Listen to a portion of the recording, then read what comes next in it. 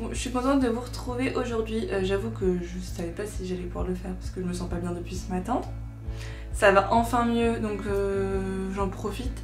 Et du coup je vous retrouve parce que je voulais vous montrer un peu ma palle du Cocorico Challenge. Donc je sais pas si vous connaissez, en fait c'est un challenge qui a été inventé par Camille de Camelot Magic Adou, que je suis sur Instagram et YouTube depuis pas mal de temps maintenant. J'aime beaucoup tout ce qu'elle propose, j'aime beaucoup son contenu. Et elle a décidé de créer ce challenge pour mettre en avant tout simplement la SFFF francophone. Donc je trouve que c'est une superbe initiative.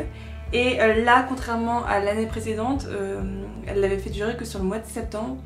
Là, il durera du 1er septembre au 30 novembre, ce que je préfère largement. Je suis pas très fan moi des challenges très courts parce que je sais que en fait ça sert à rien de me faire une palle parce que j'arriverai jamais à la remplir, enfin à tout lire en fait.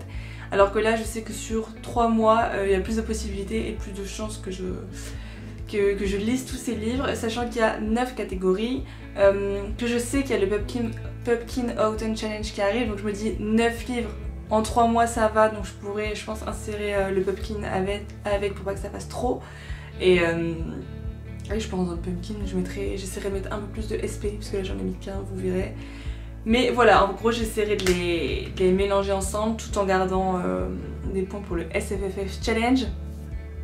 Il y en a là-dedans, faut réfléchir, moi je vous le dis. Du coup c'est parti, je vais vous montrer ma palle. Je suis trop contente parce qu'il y avait des auteurs qui sont dedans, que je voulais découvrir depuis pas mal de temps maintenant. Ça va être l'occasion, donc je me dis c'est parti. Alors du coup la première catégorie c'était Marie Curie, donc avec les mots-clés science, science-fiction, féminisme. Là c'est pas très compliqué, j'avais 2 livres en science-fiction en francophone. Celui-ci, qui est une fin de saga puisque c'est le dernier tome d'une duologie, et Les Oubliés de Lama de Floriane Soula il me semble. J'avais hésité puis finalement je me suis dit bon écoutez on est toujours dans ce truc de terminer des sagas, donc je vais terminer celle-ci, et j'avais adoré le tome 1. Du coup j'ai mis le tome 2, donc c'est Le silence des nébuleuses de Amandine Peter, c'est le tome 1 de... je sais plus, le truc des nébuleuses. Cette mémoire. Bref, je vous le mettrai quelque part ici, mais je vous l'avais montré il n'y a pas si longtemps que ça d'ailleurs. J'avais beaucoup aimé le tome 1, et il y a d'autres sagas d'Amandine Peter que j'aimerais bien découvrir, donc je me dis autant finir celle-ci pour découvrir ces autres sagas, et c'est chez les éditions Explora. J'achète de plus en plus de livres chez eux et je suis trop contente parce qu'il y en a plein qui me donnent très envie. Pour vous dire, c'est de la science-fiction young adulte et c'est vraiment une petite pépite. Ensuite dans la catégorie numéro 2, c'était Maupassant avec les mots-clés classique, fantastique, horreur. Donc là j'ai joué sur le mot fantastique parce que classique... si vous avez du Frankenstein, ce genre de choses, foncez clairement. Horreur, je ne lis pas d'horreur parce que je suis une flippette. Du coup, fantastique avec un auteur que je veux découvrir depuis des mois et des mois, voire des années. J'ai combien? 2 livres? 2 livres dans ma palle ou plus? Je sais plus, mais bref. Du coup, j'ai mis les deux, c'est du voile de Adrien Thomas. Là, c'est chez les éditions Fleurus. Donc c'est un monde, il me semble que c'est à Paris, oui voilà c'est ça. C'est un monde avec plein de créatures un peu au Paris des merveilles, que je n'ai toujours pas lu d'ailleurs, qui est toujours... Ah mais c'est vrai, j'aurais pu le mettre aussi. J'ai oublié que j'avais celui-ci. Bref, mais bon, au moins ça me permettra de le découvrir, Adrien Thomas, sachant qu'il est souvent dans des salons, et comme je vais en faire beaucoup à partir de la rentrée, je me dis écoutez, si je le rencontre, ce sera peut-être l'occasion de le faire signer, pourquoi pas. Il est abîmé. Il est abîmé, carrément abîmé là. Bref. Du coup ça me donne très envie. Moi j'adore les univers un peu... pas steampunk j'allais dire, mais vous savez tout ce qui se passe à Paris. Qu'est-ce que j'avais lu dans le même genre? Je sais plus, mais il y avait un autre livre que j'avais lu dans le même genre, avec des créatures fantastiques dans un Paris, lointain. Et du coup j'adore ce genre d'ambiance, j'adore. Je connais pas le résumé, je ne sais plus, je l'avais lu quand je l'avais acheté, donc il y a pas mal de mois de ça. Mais du coup ça me donne toujours autant envie, donc je me dis c'est le moment. Ensuite, la troisième catégorie c'est Cosette, donc avec les mots-clés enfance, famille et drame. Celui-ci, en fait les deux derniers, non pas celui-ci. Celui-ci je l'avais eu aux Aliénales de l'année dernière, donc 2021. C'est Rouge de Pascaline Nolo qui a gagné, je crois qu'elle a gagné un prix, mais alors lequel? Je sais plus si c'est prix des lycéens ou prix, je sais plus, mais bref, son roman a eu beaucoup de succès et c'est une réécriture du Petit Chaperon Rouge. Donc voilà, j'ai mis de drame, c'était par rapport à l'enfance et à la famille parce que en fait Rouge, il me semble que comme c'est une réécriture, ça n'a pas grand chose à voir, mais il me semble que c'est une petite fille qui a une tache rouge, donc qui est un peu méprisée par tout son village, qui est reniée par sa famille parce que apparemment c'est la trace du, comment qu'ils disent, la trace du diable, quelque chose comme ça, je ne sais plus exactement, et du coup elle est un peu livrée à elle-même. Et comme chaque jeune fille, je crois, lorsque survient son premier sang, les villageois sont soulagés de la voir partir parce qu'en gros elle doit, comme chaque jeune fille, elle doit aller dans la forêt pour rejoindre l'inquiétante grand-mère. Donc voilà, je pense qu'il y a des petites références au conte originel, donc j'ai très hâte de voir, surtout que ce sera ma première réécriture du Petit Chaperon Rouge, donc on verra bien, mais ça me tente beaucoup. Et regardez, c'est dans la collection électrogène de chez Gulfstream. J'adore vraiment tout ce qu'ils font dans cette collection, c'est super beau. Ensuite, catégorie 4, Marie-Antoinette avec les catégories royauté, révolution, femme de pouvoir. Et donc là c'est le seul SP que j'ai pu mettre parce que c'est le seul SP francophone que j'avais dans ma palle. C'est Le secret du roi de Marie Valente. Donc c'est ici chez les éditions Bragelonne que j'avais reçu de la part du coup de Bragelonne, qui regardez cette couverture, en fait j'avais craqué carrément pour la couverture. Pareil, ça se passe dans un Paris avec Louis XV. Et donc c'est avec ça une touche de fantastique également, avec des vampires, ce genre de choses, des lycanthropes. Et bref, apparemment on va suivre de base cette jeune fille, mais tout le monde pense que c'est un homme. Elle veut faire partie de la garde du roi tout simplement. Et voilà, donc c'est plutôt pour la partie femme de pouvoir et royauté forcément. Donc on verra bien, mais franchement j'en ai vendu de bons avis. J'avais lu le prologue, je crois, à la réception du SP. J'avais pas lu plus, mais il fait quand même...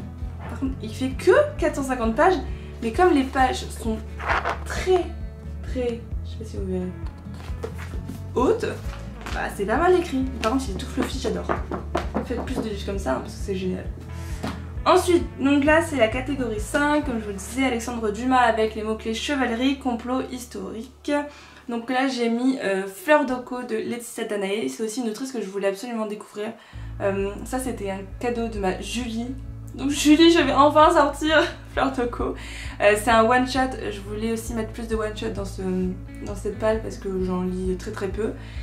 Et c'est de la fantasy à inspiration africaine. Donc pareil, ce sera le premier il me semble. J'ai 200 et de rage dans ma pile à lire, mais ce sera le premier que je lis de ce genre. Et comme je vous le disais, j'ai aussi Rosen dans ma palle, donc vraiment je veux absolument découvrir la plume de cette autrice qui me donne très envie. Et du coup c'était par rapport au mot-clé complot. D'ailleurs si vous savez pas trop quel livre mettre par rapport à quelle catégorie, moi ce que je fais sinon c'est je vais dans Babelio et vous savez il y a des mots-clés qui sont attribués à certains livres. Du coup j'ai juste cherché complot et ça m'a mis une liste qui correspondait à ce mot par rapport au livre qui était proposé, et du coup j'ai vu qu'il y avait celui-ci. Donc pourquoi pas, surtout qu'ils disent qu'il y a des intrigues de cour, des ruses et des coups bas. Complot, je pense que ça va parfaitement. Donc on verra bien. Mais comme d'hab, j'ai très hâte. Ensuite, on continue avec la catégorie Ewilan avec les mots-clés art, voyage et fantasy. Là j'ai mis plutôt par rapport à la fantasy et c'est une suite de saga. C'est Les Brumes de Cendrelune de Georgia Caldera. Là c'est chez les éditions. J'avais lu le tome 1, je m'en souviens plus, il y a quelques mois de ça. C'était pas un coup de cœur parce que il me semble que j'avais trouvé que la romance était trop rapide. Mais finalement, la fin du tome 1 m'avait surpris parce que la fille était remontée un peu dans mon estime, on va dire, par rapport à tout ce qu'elle avait vécu. Et du coup, j'ai quand même entendu de très bons retours sur la suite de la saga, sachant que c'est une trilogie. J'ai pas le tome 3, il me semble pas. Mais ouais, donc on verra bien, mais j'ai hâte de retrouver quand même les personnages, surtout c'est sur de la mythologie, donc moi j'aime toujours la mythologie. Dans un monde de fantasy, donc pourquoi pas. Ensuite, c'est le seul d'ailleurs, oui. Ah non, il y a le secret du roi qui est l'adulte. Mais du coup, c'est le deuxième adulte que j'ai mis en SFFF avec la catégorie Joséphine Baker, avec les mots-clés donc combat, résistance, guerre. J'ai mis enfin, parce que depuis le temps que je veux le sortir, je l'avais eu à Mons, donc en Belgique, donc c'était en avril. C'est le tome 1 de Citadin, de Capitale du Nord, donc vous savez dans la série Citadin de demain qu'elle écrit avec Guillaume Damanadjan, si je me trompe pas. Et du coup c'est Chamanadjan, ouais j'ai dit, ouais. Et du coup ça c'est écrit par Claire Duvivier cette fois-ci. Et j'ai eu une petite dédicace. J'étais trop contente, voilà. J'avais bien aimé le tome 1 de Capitale du Sud de Guillaume Chamanadjan. Ça m'avait surpris parce que franchement je m'attendais pas à autant aimer. Et du coup j'ai hâte de voir ce que va donner le premier tome de Capitale du Nord. Sachant qu'il y a le tome 2, attention, il y a beaucoup de répétitions, de Capitale du Sud qui est sorti. Du coup le prochain à sortir, je pense que ce sera le tome 2 de celui-ci. Donc voilà. Donc il est temps que j'avance parce que sinon je vais avoir beaucoup de retard. Et je vous ai pas dit mais c'est édité aux Forges de Vulcain. C'est la seule saga, enfin c'est la seule série que j'ai chez eux. Et donc on verra bien, mais j'ai très hâte. Et c'est par rapport au mot-clé guerre tout simplement parce qu'il est écrit dans le résumé. Voilà, j'ai pas cherché plus loin. Vous savez des fois c'est devant le bout de votre nez et puis basta. Ensuite, les deux derniers, donc il y a la catégorie La tribu de Dana avec les mots-clés nature, écologie, druide. Et là, encore une fois, c'est une autrice que je voulais absolument découvrir en SFFF. J'ai 2-3 autres livres d'elle dans ma palle que je veux, qui me donnent trop envie. Mais du coup, je me suis dit pourquoi pas commencer à la découvrir en jeunesse parce que j'avais entendu d'excellents retours sur celui-ci. Donc c'est L'Arpenteuse de rêve, surtout, je ne sais pas si vous verrez bien, mais la couverture, en fait il y a du foil, ça brille, c'est magnifique, mais vraiment je pense pas que vous le verrez comme ça. Mais c'est un objet livre absolument incroyable. Et du coup je l'ai mis pour le mot-clé écologie, tout simplement parce que en fait on va parler de pollution dedans. Et je suis allée voir un peu les commentaires qui étaient ressortis et ils disaient que oui, qu'il y avait de belles choses qui étaient dites par rapport à la nature, par rapport à l'écologie et par rapport qui reflétaient un peu notre monde d'aujourd'hui. Donc avec plaisir parce que je voulais, enfin je l'avais, celui-ci je crois que j'avais lu pareil aux Aliénales de l'année dernière. Enfin, vous vous rendez compte, ça fait 1 an qu'il est dans ma palle donc il est temps que je le lise et il fait 350 pages même pas. Donc let's go. Et enfin dernière catégorie, c'était Jeanne de Belleville avec les mots-clés mer et océan, piraterie et vengeance. Et du coup c'est également une suite de sagas. Qu'est-ce qu'il est beau. J'ai mis Steam Stealer de E.S. Green chez les éditions Gulfstream. J'avais adoré le tome 1, toujours aussi beau, regardez-moi ça. Ça avait été passé une de mes meilleures lectures de 2022. Donc j'ai entendu, Claire a bouffé en fait le tome 2 et le tome 3 d'affilée tellement elle a adoré cette saga. Du coup je n'ai pas de doute sur le fait que je l'ai beaucoup aimé. Surtout que la fin du tome 1 ça annonçait quelque chose de trop chouette pour ce tome 2 avec des découvertes absolument dingues. Donc je dis oui, je fonce x 1000. Donc voilà pour cette palle. N'hésitez pas à me dire si vous en avez en commun, si vous allez participer au challenge, s'il y a des auteurs francophones que vous aimeriez découvrir. Franchement, enfin, je sais pas, je trouve que c'est vraiment chouette de faire ce genre de challenge parce que moi je me rends compte que je lis beaucoup d'auteurs américains, anglais, ce genre de choses, enfin beaucoup d'étrangers et pas forcément beaucoup en proportionnalité de français ou de francophones quoi qu'il arrive. Du coup c'est chouette ce genre de challenge. Et voilà, j'espère que cette vidéo vous aura plu, je vous fais de très gros bisous et je vous dis à bientôt pour une nouvelle vidéo. Bye bye.